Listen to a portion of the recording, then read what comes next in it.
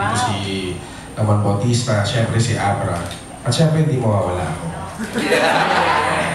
Pinakamahalaga. Tsaka ang maganda dito, yung Pilipino folklore, nilagay natin para din malaman din ng mga bata na may iba pang klaseng aswang.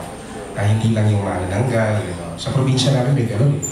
Di ba? May yung buhok para matakot sila. Tsaka magpakabait. Pero maganda po itong pelikula na ito. Ito yung So, ito yung bagong panday ng So ano nga daw ang character mo? Hindi ko na may kukwento yung character ko. Panoorin nila lang. Alam mo ka, showbiz!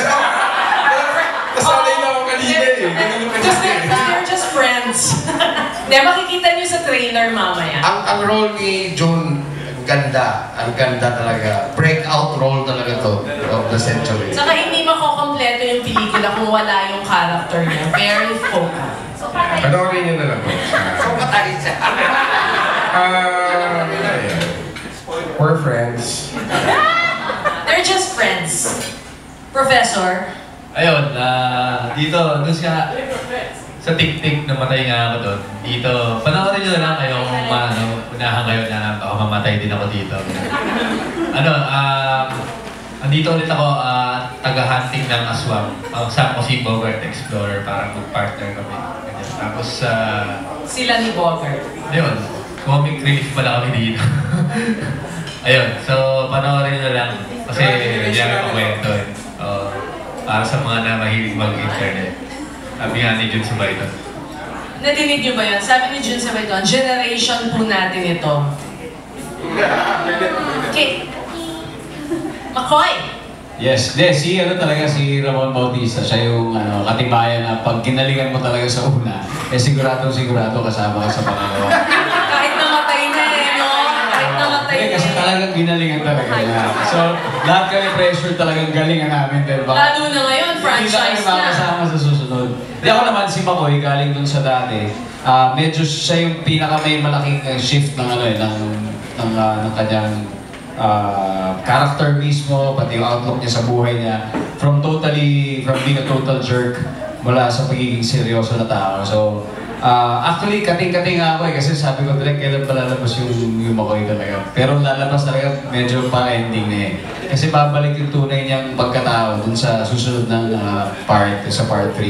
So, I was so eager to get back into McCoy's character, yung kanyang tunay na character. Pero, that was the challenge of the whole film. At the same time, yun yung naging sobrang exciting para sa akin. So, it's really something that we can also look forward to yung mismong internal struggle kung paano niya gusto makawala dun sa napaka-boring na state niya para mas makaandar yung storya.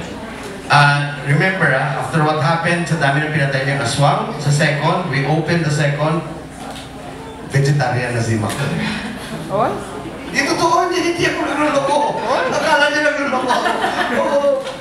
Bongga. Julian. I think wala namang pong shift kasi bilang bagong character po ako dito. So, ayun po. Yeah, walang shift. But, I just want to say that I'm really happy that I'm part of this movie.